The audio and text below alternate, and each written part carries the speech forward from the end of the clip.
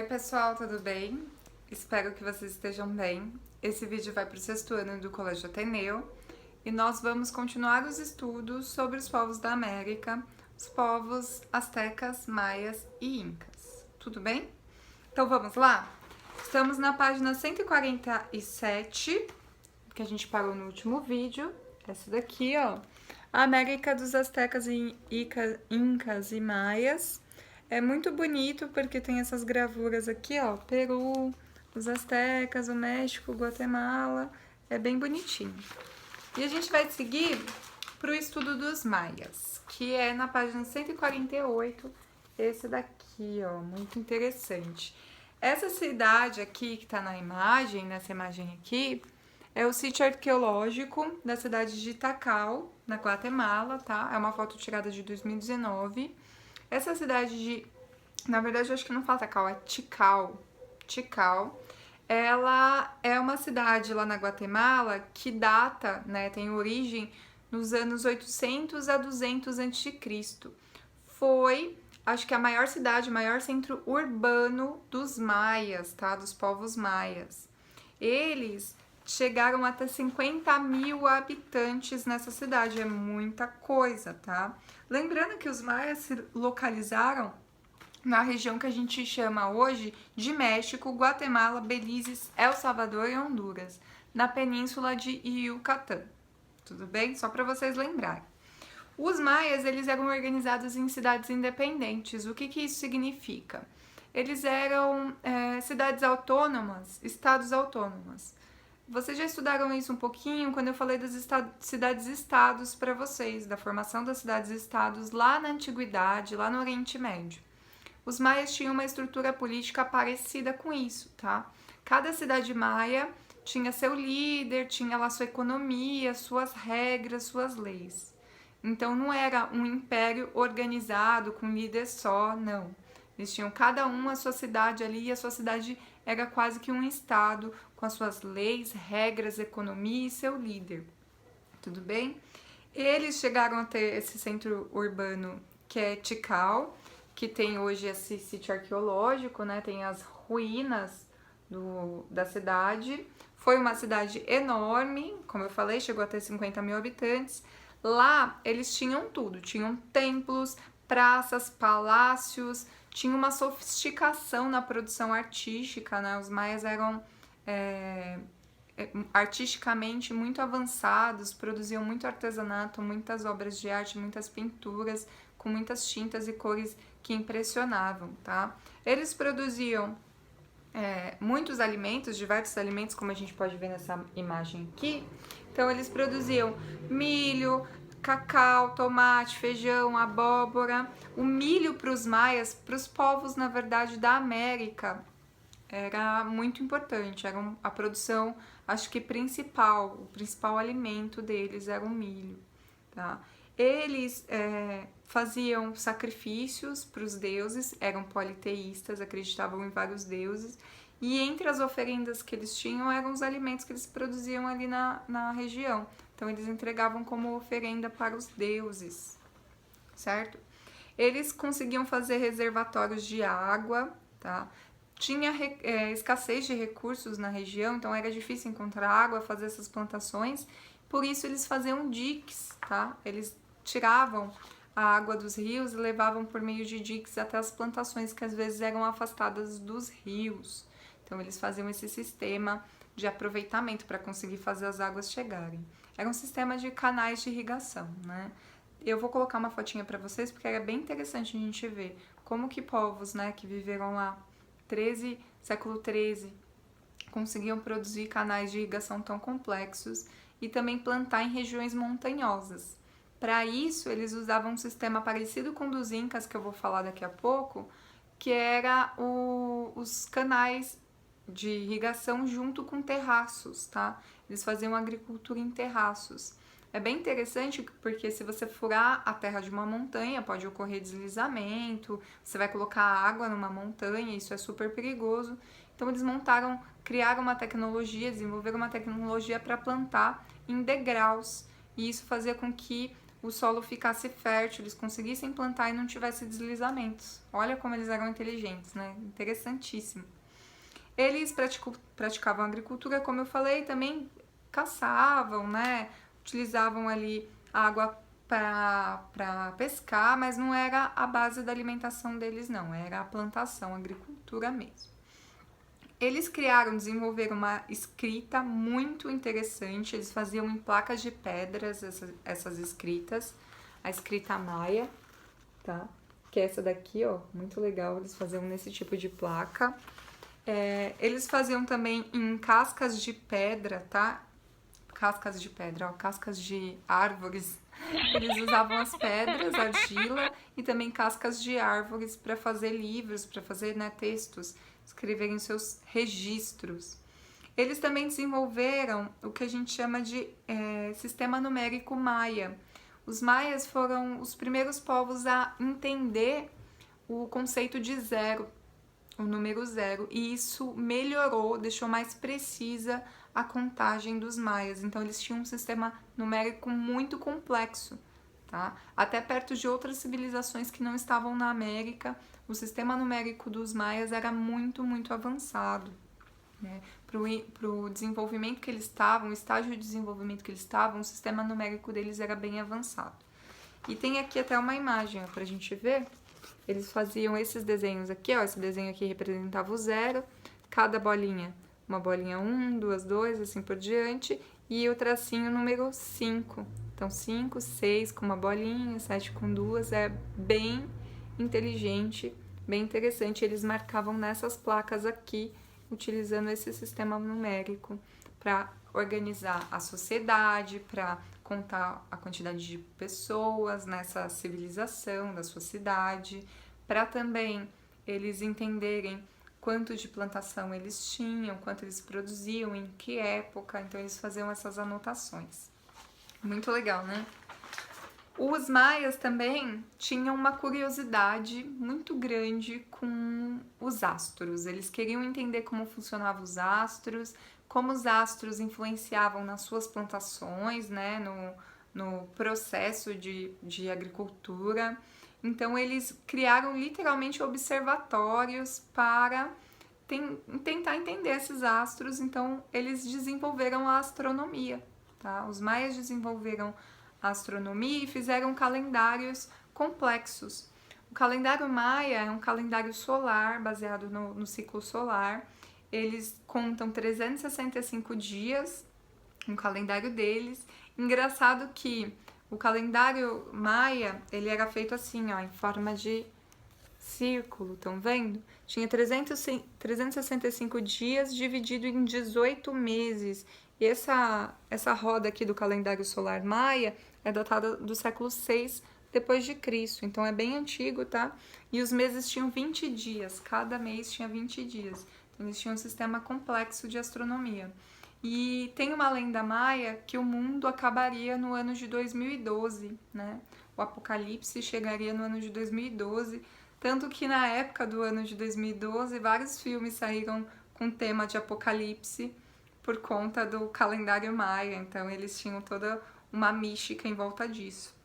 Então eles entendiam muito bem a época de plantio, de colheita, baseado nos seus estudos astronômicos, e desenvolveram esse calendário complexo e interessante, bem parecido com o que a gente usa ultimamente, né? Hoje em dia na sociedade ocidental.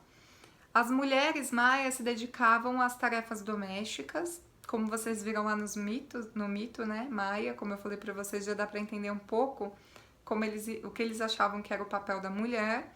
Então, as mulheres trabalhavam cuidando das crianças e das tarefas domésticas. E faziam trabalhos manuais também, com tecidos, fiando tecidos, né, fazendo tecidos, e com artesanato, fazendo potes de cerâmica, pinturas e etc. Então, as mulheres eram poucas as que trabalhavam de fato na agricultura. A sociedade maia era dividida em classes sociais. Na página 150 a gente consegue ver um pouquinho disso, tá? Então, ó, tinha aqui embaixo os escravizados, prisioneiros de guerra, escravizados por dívidas. A escravidão existia na civilização maia, Não estamos falando de uma escravidão que tem a ver com cor da pele, nada disso. A escravidão era para quem perdeu guerras. A pessoa se tornava escrava se tivesse feito um crime, cometido um crime. E também virava escrava se ela tivesse dívidas e não conseguisse pagar. Então não tem nada a ver com questões raciais ainda, tá?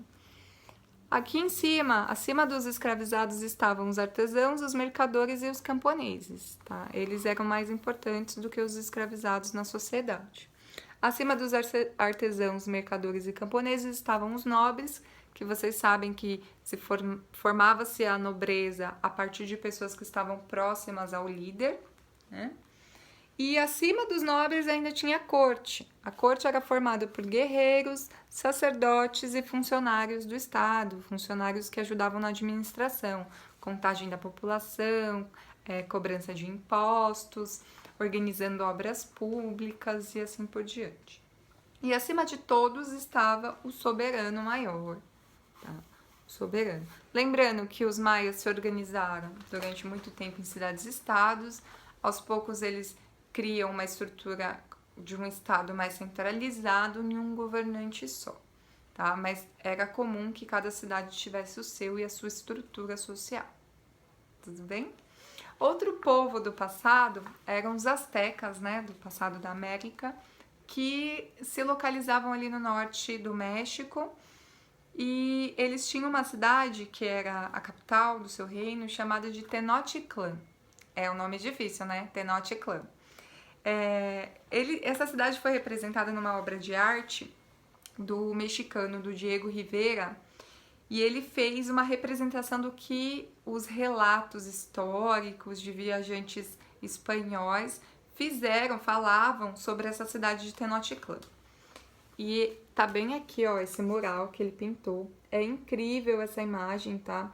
Mostra como era grandiosa essa cidade de Tenochtitlan, como eles tinham um comércio ativo com muitos produtos. Eu já fiz uma análise mais profunda dessa imagem. A gente pode ver o líder da cidade aqui, o Tenoch, ele era chamado de Tenoch. Aqui todo tipo de trabalho, tem crianças, tem adultos vendendo, comprando alimentos, animais, tem pessoas comercializando objetos de artesanato, cerâmica, tem pessoas fazendo o que parece uma festa, tem aqui do lado o que parece ser um médico, que ele tá... Cadê? Deixa eu achar ele para mostrar para vocês. Depois acho que na sala de aula eu consigo achar melhor. Tem um médico que tá examinando uma pessoa. Lá no fundo tem os escravos carregando as coisas, né? Os objetos. A gente tem ainda mais lá no fundo uma pirâmide, que os astecas faziam pirâmides. E se vocês olharem nas escadarias da pirâmide, tem sangue. Não sei se vocês vão conseguir ver. Para representar os sacrifícios que eles faziam, né? Para os deuses. Eles também eram politeístas, acreditavam em vários deuses.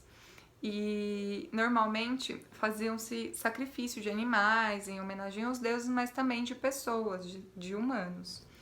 Um relato de viajantes espanhóis sobre a cidade de Tenochtitlan é muito interessante. Depois eu vejo se eu encontro para vocês e leio para vocês, que ele fala assim, que quando ele chegou em Tenochtitlan, ele ficou impressionado com o tamanho da cidade e com o comércio.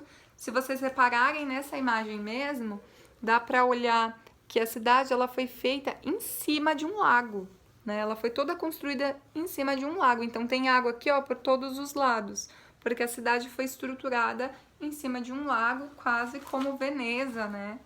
Na Europa. Então ele ficou super impressionado com essa tecnologia arquitetônica mesmo, de estrutura, de obras públicas que eles tinham, com um comércio que era enorme. Isso aqui tá parecendo o Brás, né? Ou a 25 de março, de tanto comércio, tinham muitas pessoas que viviam nessa região, e ele fica impressionado com a organização da cidade.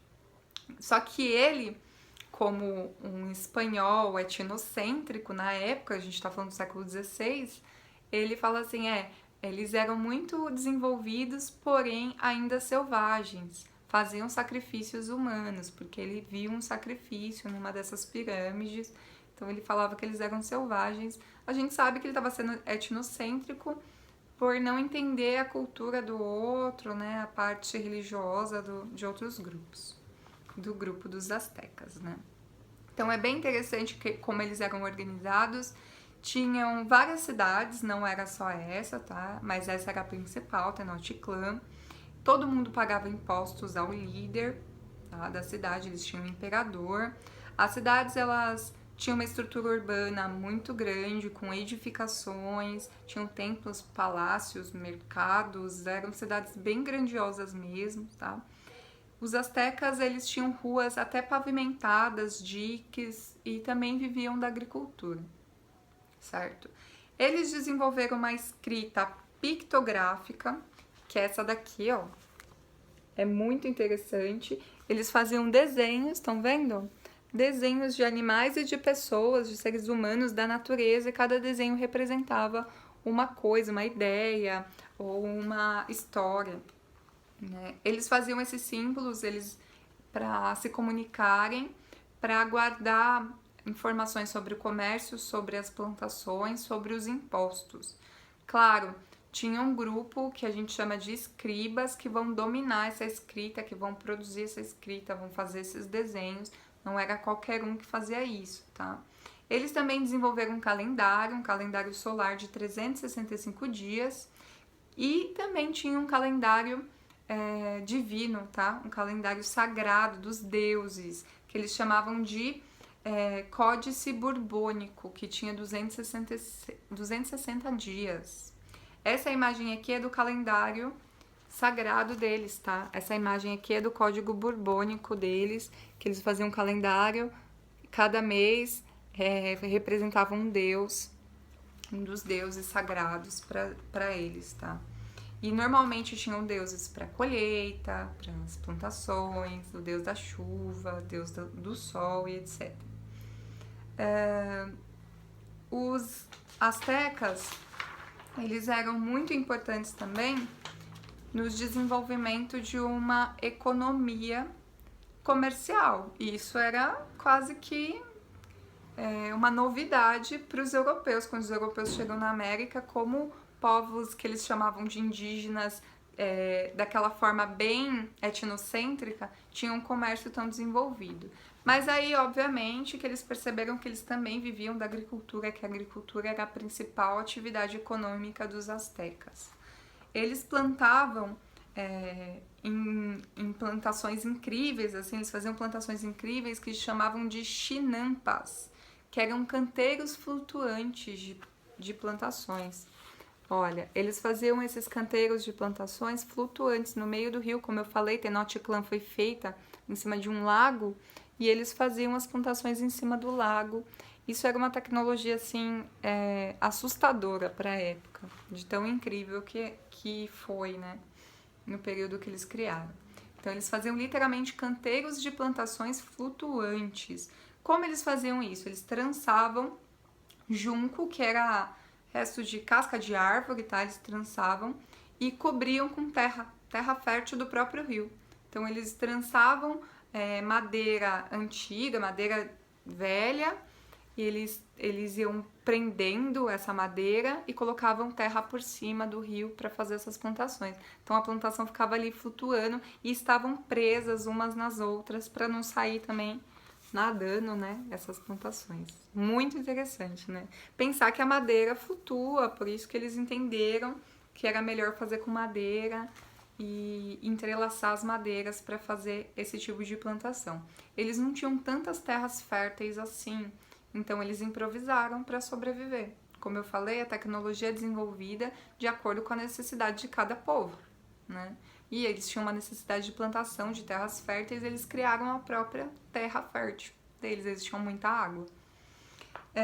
Eles plantavam todo tipo de coisa, tá? Plantavam feijão, milho, tomate, batata doce, pimenta, cacau. O cacau vai ser muito, muito, muito importante, o cacau e o milho para os astecas. Eles faziam uma bebida que a gente chama hoje de chocolate. Então, o chocolate veio dos astecas. Eles faziam chocolate. Quando os espanhóis chegaram a ter contato com os astecas, eles acharam a bebida super forte, esquisita, porque não é o chocolate hoje que a gente come, né? Que é docinho, com um monte de açúcar e gordura. Era o cacau, era uma bebida feita à base de cacau. que eles chamavam de chocolate, né? Eu acho que eles nem chamavam de chocolate, acho que os europeus deram esse nome, chocolate. E eles faziam essa bebida de cacau só para momentos importantes. Então, o líder dos astecas tomava a bebida feita de cacau. Numa cerimônia importante religiosa, se tomava a bebida feita de cacau. Então, quando os espanhóis chegaram, eles ofereceram a bebida de cacau para os espanhóis. Mesmo sendo forte, eles achando o gosto bem esquisito, eles tomaram, apreciaram a bebida e levaram para a Europa. E na Europa foi se desenvolvendo, né, tendo as versões do chocolate, que chega até hoje, até nós, como o chocolate que a gente adora, né, gente? Então, obrigado, astecas. Os astecas tinham uma sociedade dividida em classes sociais, como vocês já imaginavam, né? Também era dividida numa pirâmide. Primeiro os escravos, lá na base, né? Sempre os escravos, artesãos e camponeses. Os comerciantes estavam acima dos artesãos e camponeses, diferente dos maias, tá? Aqui na sociedade asteca, os comerciantes estavam acima, como a gente viu, eles tinham uma cidade enorme de comércio, então o comércio era muito importante. Acima dos comerciantes, a nobreza e os sacerdotes, chefes militares, as pessoas que vão ajudar o rei, o imperador a governar, administrar, cobrar impostos, etc. E acima de todos, o imperador, que era chamado de Huey Tlatoani. Eu não sei se a pronúncia é essa. Huey Tlatoani. Bem? Então, era completamente dividida. Os sacerdotes eram muito importantes na sociedade asteca, tá? Eles eram responsáveis pela vida e por toda a experiência das pessoas no mundo. Eles achavam que tinha uma ligação mundo divino, mundo espiritual com as pessoas, então eles eram responsáveis por organizar, deixar a vida espiritual e a vida mundana equilibradas, tá? Então eles faziam muitas oferendas, sacrifícios, cerimônias religiosas, construíam muitos templos, os astecas tinham muitos templos mesmo. Eles utilizavam vários alimentos para pagar os impostos, né? Então a forma de pagar os impostos eram com alimentos, a forma de fazer oferendas para os deuses eram com alimentos e com animais. Então eles tinham toda essa estrutura bem organizada e os sacerdotes faziam esse trabalho.